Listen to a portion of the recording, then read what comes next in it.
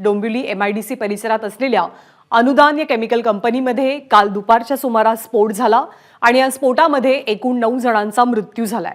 अनुदान कंपनीच्या शेजारीच असलेल्या KG केमिकल्सच्या आवारातनं आणखी एक मृतदेह बाहेर काढला गेला।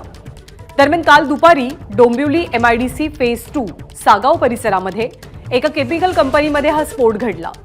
दुपारी 1:30च्या आसपास अनुदान केमिकल या कंपनीमध्ये हा स्फोट झाला। या स्फोटामध्ये आत्तापर्यंत 9 कामगारांचा मृत्यू झाल्याची माहिती आहे, तर एकूण 60 कामगार जखमी झालेत। जखमींवरती सध्या रुग्णालयात उपचार सुरू आहेत। ज्या ठिकाणी काल दुपारी हा स्फोट घडला तिथे घटनास्थळी नेमकी परिस्थिती कशी आहे याचा आढावा घेतायत आमचे प्रतिनिधी अक्षय भाटकर। आपण सध्या डोंबिवलीमध्ये आहोत, ज्या ठिकाणी अनुदान कंपनीमध्ये बॉयलरचा स्फोट झाला होता। त्या ठिकाणी कालपर्यंत 8 इतका मृतांचा आकडा सांगितला जात होता आणि आता आणखीन एक डेड बॉडी जी आहे, एक मृतदेह जो आहे तो आता सापडलेला आहे आणि NDRF कडून हा जो मृतदेह आहे तो शोधण्यात आला होता। आता इथे रेस्क्यू ऑपरेशन आज सकाळपासून सुरू झालं आहे, कारण की संपूर्ण ही जी कंपनी आहे त्यातली आग विझलेली आहे। मात्र अजूनही काही लोक बेपत्ता आहेत। यामध्ये एक महिला आणि एक पुरुष अजूनही बेपत्ता आहेत, ज्यांचे नातेवाईक इथे सकाळपासून येऊन शोधत आहेत। त्यांनी अनेक हॉस्पिटलमध्ये जाऊन शोधलं होतं, मात्र कुठे ते त्यांना सापडले नव्हते।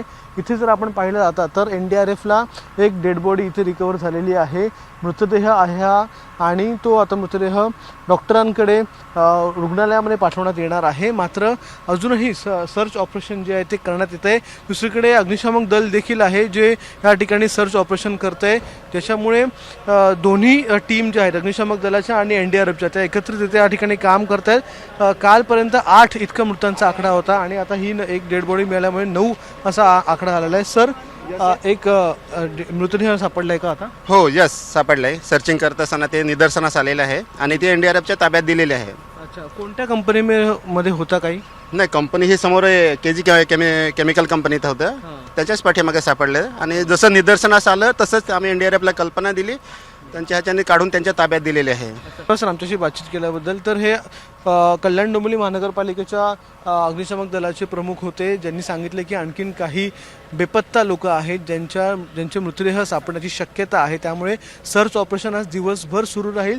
खूप मोठा परिसर आहे, जवळपास 200 मीटरचा परिसर आहे, ज्यामध्ये पूर्णतः कंपन्या उद्ध्वस्त झालेल्या आहेत, पडल्या आहेत, ढिगारे तयार झाले आणि त्या ढिगाऱ्यांच्या खाली आता माणसांना शोधायचं काम हे NDRF कडून आणि अग्निशामक दलाकडून केलं जात आहे। कॅमेरामॅन विनयसह अक्षय भाटकर, ABP माझा, डोंबिवली। ABP माझा, उघडा डोळे बघा नीट।